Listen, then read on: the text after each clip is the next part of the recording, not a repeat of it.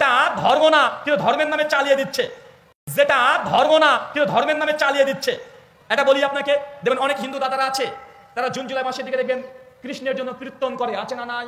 3 দিন 7 দিন করে না, হরে কৃষ্ণ কৃষ্ণ কৃষ্ণ হরে হরে, হরে রাম রাম রাম হরে হরে, দিন রাত 24 ঘন্টা। পুরাণ আছে 18 খানা, 18 পুরাণের একখানাতেও এই মন্ত্র নাই। বলতে পারেন উপনিষদ মূল যে 11 খানা উপনিষদেও নাই।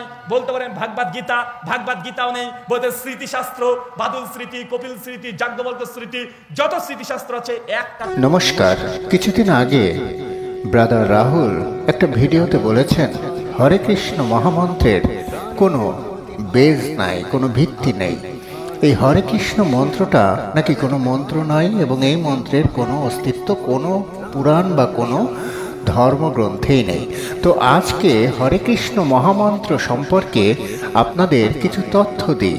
আসলে এই হরে কৃষ্ণ মহামন্ত্রের অস্তিত্ব বা হরে কৃষ্ণ মন্ত্রটা আসলে কি, মহামন্ত্রটা আসলে কি, একটু জেনে কথা বললে মনে হয় ভালো হয়। আপনার প্রতি রেসপেক্ট রেখেই বলছি, ব্রাদার রাহুল একটু ভিডিওটা দেখুন, দেখে তারপরে না হয় আপনি মন্তব্যটা করবেন। হরে কৃষ্ণ মহামন্ত্র কলি সন্তরণ উপনিষদের মতে এই মন্ত্রটি জোরে জোরে উচ্চারণ করলে কলিযুগের সকল কুপ্রভাব দূরীভূত হয়। এছাড়া বিভিন্ন পুরাণে অর্থাৎ ব্রহ্মাণ্ড পুরাণ ও পদ্ম পুরাণ এবং রাধাতন্ত্রে হরে কৃষ্ণ মহামন্ত্রটি পাওয়া যায়।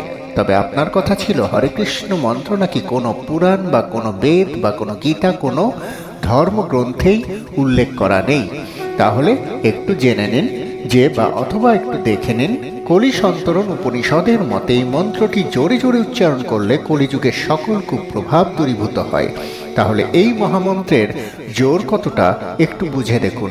এছাড়া বিভিন্ন পুরাণ, এখানে বলা হচ্ছে ব্রহ্মাণ্ড পুরাণ, পদ্ম পুরাণ এবং রাধাতন্ত্রে হরে কৃষ্ণ মহামন্ত্রটি পাওয়া যায়।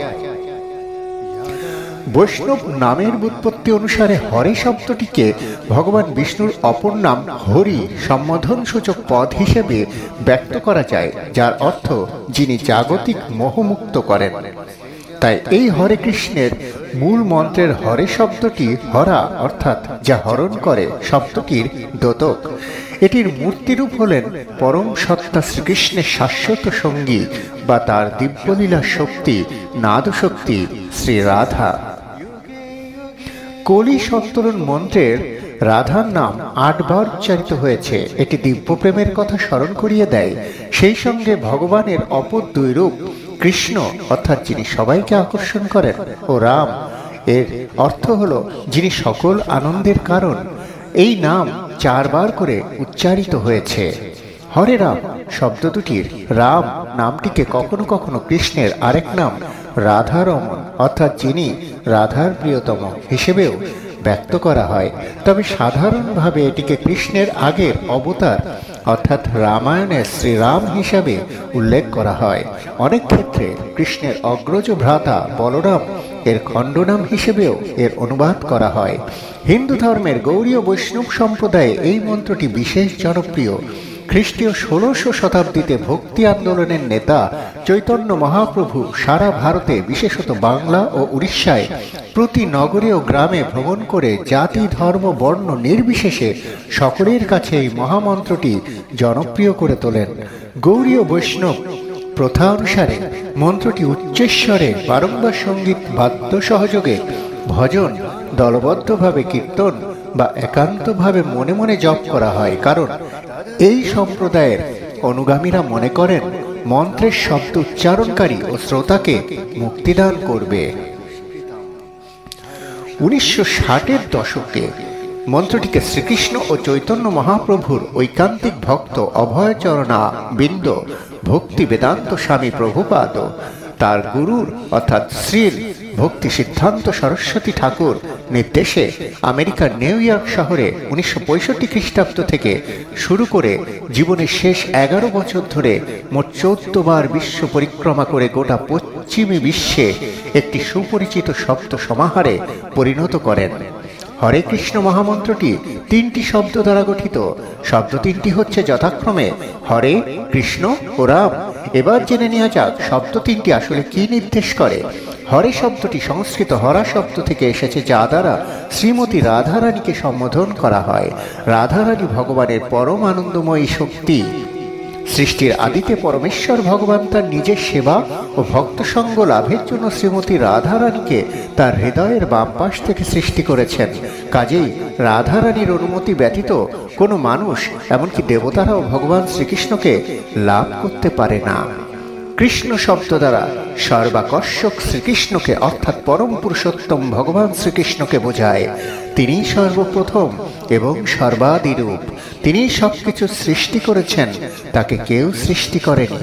রাম শব্দ দ্বারা সর্ব আনন্দদায়ক শ্রীমান বলরামকে বোঝায়।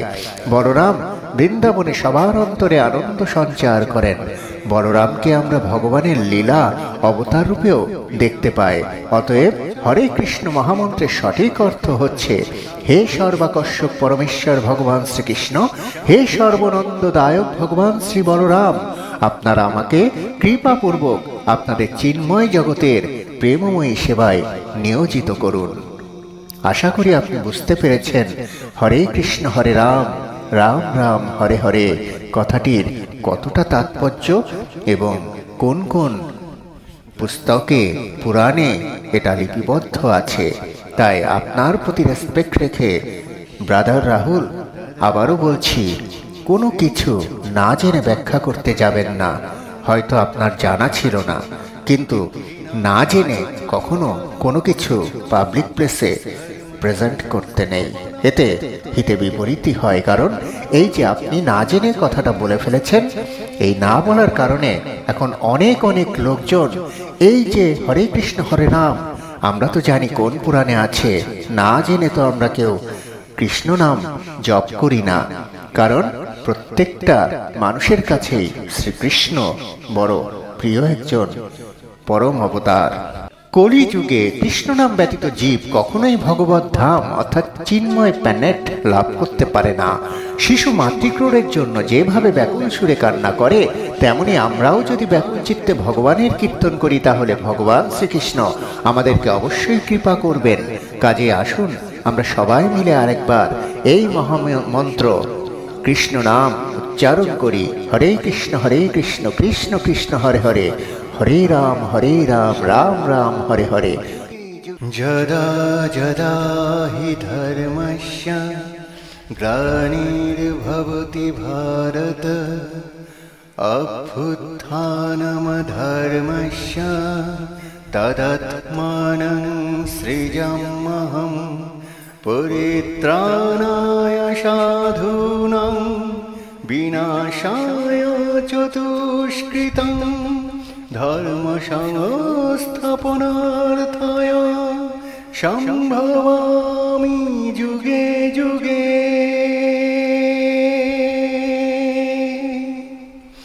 সম্ভবামি যুগে যুগে। সম্ভবামি যুগে যুগে। সম্ভবামি।